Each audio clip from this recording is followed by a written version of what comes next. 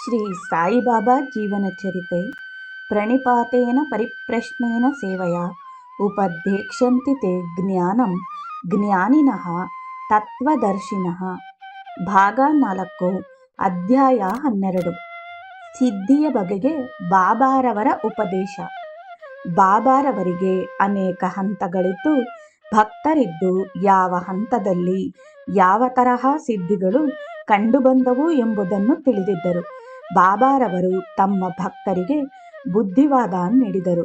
ಅದನ್ನು ಇಲ್ಲಿ ಕೊಡಲಾಗಿದೆ. ಗುರು ಅಥವಾ ದೇವರು ಅಥವಾ ದೇವರ ರೂಪಗಳಲ್ಲಿ ಏಕಾಗ್ರತೆಯ ಅವಧಿಯಲ್ಲಿ ಅವನು ಹೆಚ್ಚು ಹೊತ್ತು ಶಾಂತನಾಗಿ ಪ್ರಶಾಂತನಾಗಿದ್ದು, ಇನ್ನೂ ಕೆಲವು ವಿಷಯಗಳಲ್ಲಿ ಇತರರ ಮನವನ್ನು ಅರಿಯುವ ಗೂಢಶಕ್ತಿಯನ್ನು ಪಡೆದು ಏಕಾಏಕಿ ವಸ್ತುಗಳ ಜ್ಞಾನವನ್ನು ಪಡೆಯುತ್ತಾನೆ. ಈ ಮೊದಲನೇ ಶಕ್ತಿಯಿಂದ ಅವನು ಗರ್ವದಿಂದ, ಲೌಕಿಕ ಆಸೆಗಳಿಂದ ಆ ಶಕ್ತಿಯನ್ನು ಉಪಯೋಗಿಸಿ ಸಂಸಾರ ಸಾಗರದಲ್ಲಿ ಮುಳುಗಿ ಅನಂತರ ತನ್ನ ಸಾಧನೆಯಿಂದ ದೂರವಾಗುತ್ತಾನೆ.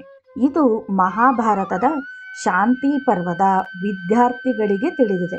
ಕೊಂಗಾನಾವಾ ಎಂಬ ಓರ್ವ ಸಾಧಕ ತನ್ನ ದೃಷ್ಟಿಯಿಂದಲೇ ಎಲ್ಲವನ್ನೂ ದಹಿಸುವ ಶಕ್ತಿ ಪಡೆಯುತ್ತಾನೆ. ಇನ್ನೊಬ್ಬ ತನ್ನ ದೇಹವನ್ನು ಕದಲಿಸದೆ ಶಕ್ತಿ ಪಡೆದು ಅವನ ತಲೆ ಮೇಲೆ ಹಕ್ಕಿಗಳು ಗೂಡು ಕಟ್ಟಿಕೊಳ್ಳುವಂತೆ ಆಗುತ್ತದೆ. ಅವನು ಬಹಳ ಸಂತೋಷವಾಗಿರುತ್ತಾನೆ, ಏಕೆಂದರೆ ಅವನ ತಲೆಯ ಮೇಲೆ ಗೂಡು ಕಟ್ಟಿಕೊಂಡು ಸ್ವೇಚ್ಛೆಯಿಂದ ಹಾರಾಡುತ್ತಿವೆ ಎಂಬ ಜಂಬದಿಂದ ಕೊನೆಗೆ ಅವು ಅವನನ್ನು ಅಧೋಗತಿಗೆ ಇಳಿಸಿ ದೇವರಿಂದ ದೂರವಾಗುವಂತೆ ಮಾಡುತ್ತವೆ. ಕೊಂಗವನ ವಿಷಯದಲ್ಲಿ ಅವನು ಮರದ ಕೆಳಗೆ ಯೋಗವನ್ನು ಅಭ್ಯಾಸ ಮಾಡಲು ಹೋದಾಗ ಅವನು ಕುಳಿತಿದ್ದ ಮರದ ಮೇಲೆ ಒಂದು ಪಕ್ಷಿ ಇದ್ದು ಅವನ ದೃಷ್ಟಿಯಿಂದಲೇ ಸಾಯುತ್ತದೆ. ಇದನ್ನು ಅಷ್ಟಾಗಿ ಪರಿಗಣಿಸದೆ ಅವನ ಉಪಾಧ್ಯಾಯನ ಅಣತಿಯಂತೆ ಜ್ಞಾನವನ್ನು ಕಲಿಯಲು ಇಬ್ಬರು ಜ್ಞಾನಿಗಳತ್ತ ಹೋಗುತ್ತಾನೆ. ಇವರಲ್ಲಿ ಒಬ್ಬಳು ತನ್ನ ಗಂಡ ಮಕ್ಕಳೊಡನೆ ವಾಸವಾಗಿರುತ್ತಾಳೆ. ಕೊಂಗವನ ಅವರ ಮನೆಗೆ ಬಂದಾಗ ಅವನನ್ನು ಸ್ವಲ್ಪ ಕುಳಿತುಕೊಳ್ಳಿ ಎಂದು ಹೇಳಿ ತನ್ನ ಗಂಡನನ್ನು ವಿಚಾರಿಸುತ್ತಾ ಮನೆಗೆಲಸ ಮಾಡುತ್ತಾ ಇರುತ್ತಾಳೆ. ಇವನು ತನ್ನ ಶಕ್ತಿಯ ಗರ್ವದಿಂದ ಅವಮಾನಿತನಾಗಿ ಈ ಹೆಂಗಸು ತನ್ನನ್ನು ಇಷ್ಟು ಹೇಯವಾಗಿ ನಡೆದುಕೊಂಡಿದ್ದು ಸರಿಯಲ್ಲ ಎಂದು ಭಾವಿಸುತ್ತಾನೆ. ಅವನು ಹೀಗೆ ಚಿಂತಿಸುತ್ತಿರುವಲ್ಲಿ ಆ ಹೆಂಗಸು ಇವನ ಬಳಿ ಬಂದಾಗ ಅವಳನ್ನು ಕೋಪದಿಂದ ನೋಡುತ್ತಾನೆ. ಕೂಡಲೇ ಆ ಹೆಂಗಸು ಶಾಂತಿಯುತವಾಗಿ ಕೊಂಡವನನ್ನು, ಓ ಕೊಂಡವನ, ನಾನೇನೋ ಹಕ್ಕಿ ಎಂದು ತಿಳಿದಿದ್ದೀಯಾ? ಅಡವಿಯಲ್ಲಿ ಮರದ ಮೇಲಿದ್ದ ಹಕ್ಕಿಯನ್ನು ಕೊಂದಿದ್ದೀಯಾ ಎಂದಳು. ಅವನಿಗೆ ಗಾಬರಿಯಾಯಿತು. ಈ ಹೆಂಗಸಿಗೆ ಆ ವಿಚಾರ ಹೇಗೆ ತಿಳಿಯಿತು ಎಂದು ಚಿಂತೆಯಾಯಿತು. ಅವನಿಗೆ ಅವಮಾನವಾಗಿ ಹೆಂಗಸಿಗೆ ತನ್ನ ಗಂಡನ ಶುಶ್ರೂಷೆ ಮುಖ್ಯ, ಅತಿಥಿಗಳು, ಭಿಕ್ಷುಕರು ಅನಂತರ ಮತ್ತು ಕೋಪವು ಸಲ್ಲದು. ಶಾಂತಿಯುತವಾಗಿ ದೇವರಲ್ಲಿ ಏಕಾಗ್ರಚಿತ್ತದಿಂದ ಧ್ಯಾನಿಸಿ ಅನಾಸಕ್ತಿಯಿಂದ ದೇವರ ಧ್ಯಾನ ಮಾಡಬೇಕು ಎಂದು ತಿಳಿದ. ಇದಕ್ಕೆ ಅನುಗುಣವಾಗಿ ಬಾಬಾರವರು ತಮ್ಮ ವಚನಗಳಲ್ಲಿ ಬುದ್ಧಿವಾದ ನೀಡಿದ್ದಾರೆ.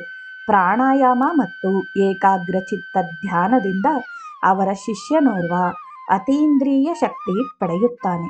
ಅವನು ಪೂಜಾ ಕೊಠಡಿಯಲ್ಲಿರುವಾಗ ಗಿರಣಿ ಗೋಡೆ ದಾರಿಗಳು ಬಹಳ ದೂರದಲ್ಲಿದ್ದರೂ ಅದು ಬೆಂಕಿ ಹತ್ತಿಕೊಂಡು ಉರಿಯುವುದನ್ನು ಗಮನಿಸುತ್ತಾನೆ.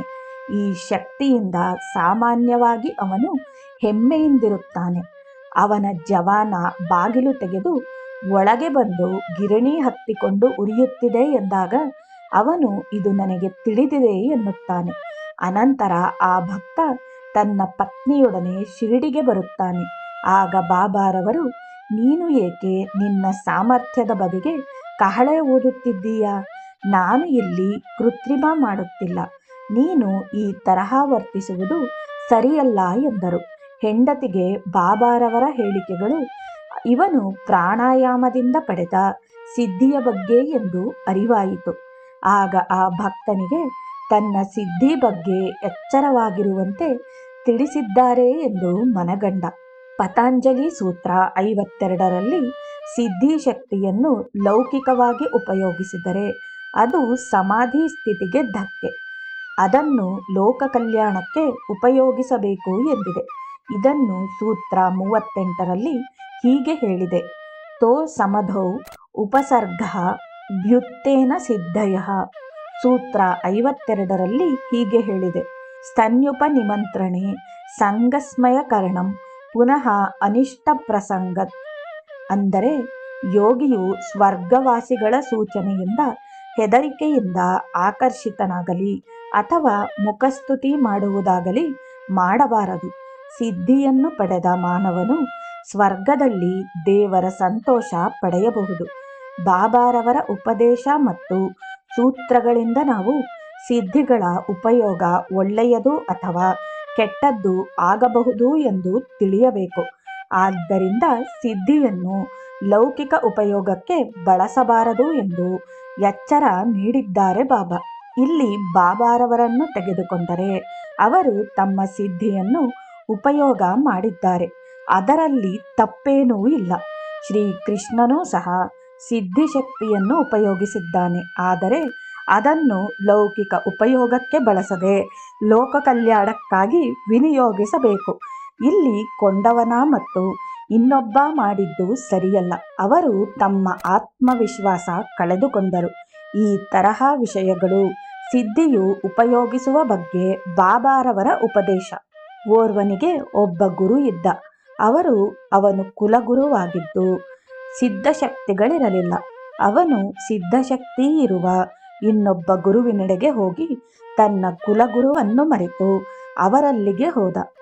ಆಗ ಬಾಬಾರವರು, ಬೇರೆ ಗುರುಗಳಲ್ಲಿ ಯಾವ ಆಕರ್ಷಣೆ ಇದ್ದರೂ ಸರಿ, ನಿನ್ನ ಗುರುವನ್ನು ಬಿಡಬಾರದು ಎಂದು ಬುದ್ಧಿವಾದ ಹೇಳಿದರು. ಯಾವಾತನು ತನ್ನ ಗುರುವಿನಲ್ಲಿ ವಿಶ್ವಾಸ ಶ್ರದ್ಧೆಯಿಟ್ಟು ಅವರಲ್ಲಿ ಅನುರಕ್ತನಾಗಿರುವನೋ ಅವನು ಆ ಗುರುವಿನಿಂದ ಉನ್ನತ ಮಟ್ಟ ತಲುಪಿ ಪ್ರಾಪಂಚಿಕ ಬಂಧನದಿಂದ ಮುಕ್ತನಾಗಿ ತನ್ನ ಅಭಿವೃದ್ಧಿಗೆ ಸಿದ್ಧಿಯನ್ನು ಪಡೆಯುತ್ತಾನೆ. ಆದ್ದರಿಂದ ಪಂತ್ಗೆ ಬೇರೆ ಗುರುಗಳಿದ್ದು ಬಾಬಾರವರ ಬಳಿ ಬಂದಾಗ ಬಾಬಾರವರು, ನಿನ್ನ ಗುರುವನ್ನು ಬಿಡಬೇಡ. ಬೇರೆ ಗುರುಗಳ ಸಾಮರ್ಥ್ಯ ಎಷ್ಟೇ ಇರಲಿ ನಮ್ಮ ಗುರುವನ್ನು ಬಿಡಬಾರದು ಎಂದು ಹೇಳಿದರು. ಶ್ರೇಷ್ಠ ಸಂತರ ಜೀವನವನ್ನು ಅಭ್ಯಾಸ ಮಾಡಿರುವವರು ವಿರಳ. ಅಂತಹ ಸಂತರು ಪ್ರಶಂಸಾರ್ಹ. ಸಿದ್ಧಿಗಳ ಕಡೆ ಆಕರ್ಷಿತರಾಗುವುದರಿಂದ ಎಚ್ಚರಿಕೆ ಕೊಟ್ಟಿದ್ದಾರೆ. ಕೆಲವು ಶಿಷ್ಯರು ಸಂತರ ಸಿದ್ಧಿ ಮತ್ತು ಮಾಂತ್ರಿಕರು ಲೌಕಿಕ ಉಪಯೋಗಕ್ಕೆ ಬಳಸುವ ಸಿದ್ಧಿ ಎಲ್ಲವೂ ಒಂದೇ ತರಹ ಎಂದು ತಿಳಿದಿದ್ದಾರೆ. ಅಂತಹ ಸಂತರು ಗೌರವಾರ್ಹರಲ್ಲ ಎಂದು ತಿಳಿದಿದ್ದಾರೆ. ಇದು ಭಾವನೆಗಳ ಗೊಂದಲವಷ್ಟೇ. ಇದು ಕೆಲವರ ಮನದಲ್ಲಿ ಬೇರೂರಿ ವಿದ್ಯಾವಂತರೂ ಸಹ ಚಮತ್ಕಾರಗಳನ್ನು ತೋರಿಸಿದ ಬಾಬಾರವರು ಪರಮಜ್ಞಾನಿಯೂ ಎಂದು ಹೇಳುತ್ತಾರೆ.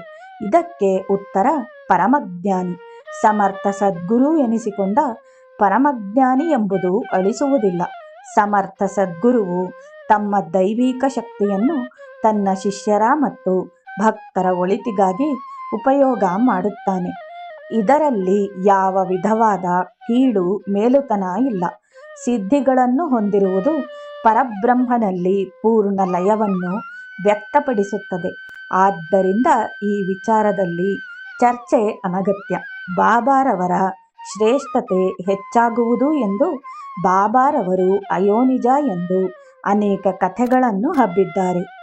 ಈ ಅಯೋನಿಜದ ಸಿದ್ಧಾಂತವನ್ನು ಬಾಬಾರವರಿಗೆ ಹೇಳಿದಂತೆ ಅಲ್ಲಗಳೆದು ತಮ್ಮ ತಂದೆ ತಾಯಿ ಬಗ್ಗೆ, ಈ ಜನ್ಮ ಅಥವಾ ಹಿಂದಿನ ಜನ್ಮಗಳ ಬಗ್ಗೆ ಹೇಳಿದ್ದಾರೆ. ಬಾಬಾರವರು ಅನೇಕ ಸಿದ್ಧಿಗಳನ್ನು ಮಾಡುತ್ತಿದ್ದರು. ಅದರಲ್ಲಿ ಖಂಡೋಬಾ ಯೋಗವೂ ಒಂದು. ಅಂದರೆ ತಮ್ಮ ದೇಹದ ಭಾಗಗಳನ್ನು ಬೇರೆ ಬೇರೆಯಾಗಿಟ್ಟು ಅನಂತರ ಸೇರಿಸಿಕೊಳ್ಳುವಿಕೆಗೆ ಶರೀರ ವಿಜ್ಞಾನದ ಪ್ರಕಾರ ದೇಹವನ್ನು ತುಂಡು ಮಾಡಿ ಬಹಳ ಕಾಲ ಇಟ್ಟು ತಮಗೆ ಇಷ್ಟ ಬಂದಾಗ ಸೇರಿಸಿಕೊಳ್ಳುವುದು ಅಸಾಧ್ಯ. ಆದ್ದರಿಂದ ಸಿದ್ಧಿಗೆ ಅಷ್ಟು ಸಾಧ್ಯತೆ ಕಂಡುಬರಲಿಲ್ಲ.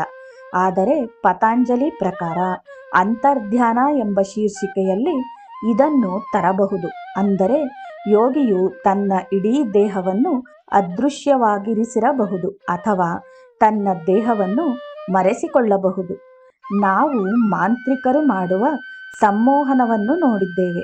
ಅದರಲ್ಲಿ ಹಗ್ಗದ ಮೋಡಿ, ಪೆಟ್ಟಿಗೆಯಲ್ಲಿ ಹುಡುಗನನ್ನಿಟ್ಟು ತಿವಿಯುವುದು ಇತ್ಯಾದಿ.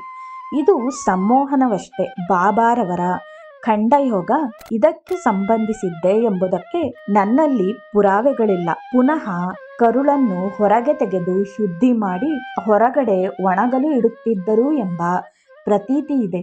ಇದು ನಮ್ಮ ವಿಚಾರವನ್ನು ಮತಿಗೆಡಿಸುತ್ತದೆ. ಇದರ ಬಗೆಗೆ ವಿಚಾರ ಅನಗತ್ಯ. ಅಷ್ಟಾಂಗ ಯೋಗದ ಬಗೆಗೆ ಹೇಳುವುದಾದರೆ, ಬಾಬಾರವರು ಪ್ರಾಣಾಯಾಮ ಅಭ್ಯಾಸ ಮಾಡಿದರೆ ಎಂಬ ಪ್ರಶ್ನೆ ಬರುತ್ತದೆ. ಆದರೆ ಇದು ಅವರಿಗೆ ತಮ್ಮ ಗುರುಗಳಿದ್ದ ಅಪಾರ ಶ್ರದ್ಧೆ, ವಿಶ್ವಾಸಗಳಿಂದ ದೊರಕಿದ್ದುದಾಗಿದೆ. ಅನೇಕ ಸಿದ್ಧಿಗಳು ಅಥವಾ ಗೂಢ ಕ್ರಿಯೆಗಳನ್ನು ಮಾಂತ್ರಿಕರು ಭೂತಗಳ ಆವಾಹನೆಯಿಂದ ಪಡೆದಿರುತ್ತಾರೆ ಎಂಬ ಪ್ರತೀತಿ ಇದೆ. ಇದಕ್ಕೆ ಬಾಬಾರವರ ಪ್ರತಿಕ್ರಿಯೆ ಏನು ಎಂದು ಕೇಳುತ್ತಾರೆ.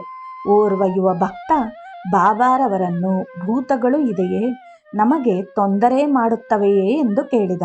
ಅದಕ್ಕೆ ಬಾಬಾರವರು, ಭೂತಗಳು ಇವೆ, ಅವುಗಳಿಂದ ನಮಗೇನು ಆಗಬೇಕಿಲ್ಲ. ಯಾರು ಬಾಬಾರವರ ಕೃಪಾಕಟಾಕ್ಷದಲ್ಲಿರುತ್ತಾರೆಯೋ, ಸರಿಯಾದ ಜೀವನ ನಡೆಸುತ್ತಾರೆಯೋ ಅವರಿಗೆ ಈ ಭೂತಗಳಿಂದ ಹೆದರಿಕೆ ಇರುವುದಿಲ್ಲ.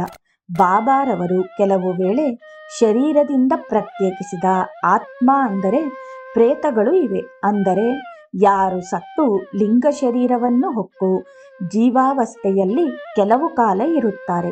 ಈ ತರಹ ಪ್ರೇತಗಳನ್ನು ಕೆಲವು ಸಾರಿ ಮಾಂತ್ರಿಕರು ಉಪಯೋಗಿಸುತ್ತಾರೆ ಮತ್ತು ಕೆಲವರ ಮನಸ್ಸಿನ ಆಳ ತಿಳಿದು ಅದನ್ನು ಪ್ರಾಪಂಚಿಕ ಪ್ರಯೋಗಕ್ಕೆ ಬಳಸುತ್ತಾರೆ. ಈ ರೀತಿ ಶರೀರದಿಂದ ಪ್ರತ್ಯೇಕಿಸಿದ ಆತ್ಮಗಳು ಇವೆ ಎಂದು ಬಾಬಾ ತಿಳಿಸಿ ಕೆಲವು ಕುತೂಹಲಕಾರಿ ಘಟನೆಗಳನ್ನು ತಿಳಿಸಿರುತ್ತಾರೆ.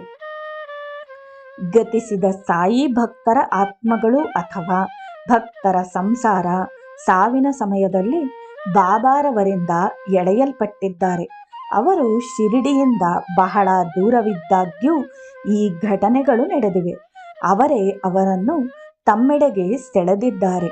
ಒಂದು ಸಾರಿ ಎಂಬಿರೀಗೆ ಅವರ ಮಗುವಿನ ಬಗೆಗೆ ಬಾಬಾರವರು ತಮ್ಮ ಎದೆ ತೋರಿಸಿ ಮಗು ಇಲ್ಲಿದೆ ಎಂದು, ಅದು ತಮ್ಮ ಎದೆ ತೋರಿಸಿ ಮಗು ಇಲ್ಲಿದೆ, ಅದು ಇಲ್ಲಿ ಸದಾ ಇರುತ್ತದೆ ಎಂದರು.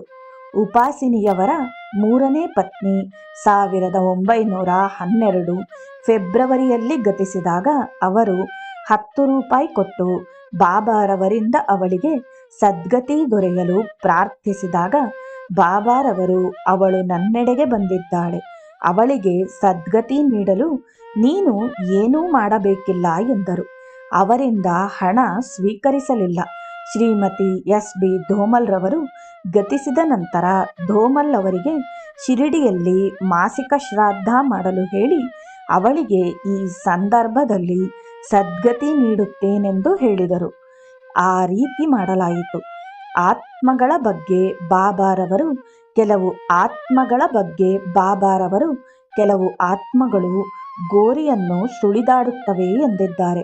ಓರ್ವ ಬಾಲೆ ಬಾಬಾ ಹತ್ತಿರ ಸತ್ತಿ ಅವಳ ಆತ್ಮವು ಅವಳ ಗೋರಿಯತ್ತ ಓಡಾಡುತ್ತಿತ್ತು. ಬಾಬಾ ಆ ಕಡೆ ಹೋದಾಗ ಅವಳ ಆತ್ಮ ಅಲ್ಲಿರುವುದನ್ನು ಗಮನಿಸಿ ಅವಳನ್ನು ಶಿರಿಡಿಯಲ್ಲಿ ಆಲದ ವೃಕ್ಷದ ಬಳಿ ಅವಳ ಆತ್ಮಕ್ಕೆ ಒಳ್ಳೆಯದಾಗಲೆಂದು ಇರಿಸಿದರು. ಕೆಟ್ಟ ಆತ್ಮಗಳು ಮತ್ತು ದೆವ್ವಗಳ ಬಗ್ಗೆ ಬಾಬಾ ತಿಳಿದಿದ್ದು ಅವುಗಳನ್ನು ದೂರ ಇಟ್ಟಿದ್ದರು. ಯಾವ ದೆವ್ವವೂ ಅವರ ಹತ್ತಿರ ಬರುತ್ತಿರಲಿಲ್ಲ. ದೆವ್ವಗಳಿಂದ ಹಿಡಿಯಲ್ಪಟ್ಟವರು ಬಾಬಾರವರ ಬಳಿ ಬಂದಾಗ ಅವುಗಳಿಂದ ಬಿಡಿಸಲ್ಪಡುತ್ತಿದ್ದರು. ಆದ್ದರಿಂದ ಬಾಬಾರವರು ತಮ್ಮ ಭಕ್ತರಿಗೆ ಈ ರೀತಿ ಭಯಭೀತರಾಗುವುದು ಬೇಡ ಎಂದಿದ್ದಾರೆ. ಬಾಬಾ ನಮ್ಮ ಹತ್ತಿರ ಇರಬೇಕಾದರೆ ದ್ವಾರಕಾಮಾಯಿಯ ಮಕ್ಕಳು ದೆವ್ವ, ಆತ್ಮ ಮತ್ತು ಬ್ರಹ್ಮರಾಕ್ಷಸ ಇವುಗಳಿಗೆ ಹೆದರಬೇಕಾಗಿಲ್ಲ. ಅವರು ಗುರು ಗೋಪಾಲರಾವ್ ದೇಶ್ಮುಖ್ ಅವರೇ ಬ್ರಹ್ಮರಾಕ್ಷಸನಿಗೆ ಮುಕ್ತಿ ದೊರಕಿಸಿಕೊಟ್ಟರು. ಆದ್ದರಿಂದ ಬಾಬಾರವರು ತಮ್ಮ ಅಗಾಧ ಶಕ್ತಿಯಿಂದ ತಮ್ಮ ಭಕ್ತರನ್ನು ಎಲ್ಲ ಕಷ್ಟಗಳಿಂದ ಪಾರು ಮಾಡುತ್ತಾರೆ ಎಂಬುದೇ ನಮ್ಮ ದೃಢ ನಂಬಿಕೆ, ವಿಶ್ವಾಸ. ಇಲ್ಲಿಗೆ ಭಾಗ 4ರ 12ನೇ ಅಧ್ಯಾಯವು ಸಂಪೂರ್ಣವಾಯಿತು. ಶ್ರೀ ಸಮರ್ಥ ಸದ್ಗುರು ಸಾಯಿನಾಥ್ ಮಹಾರಾಜ್ ಕಿ ಜೈ.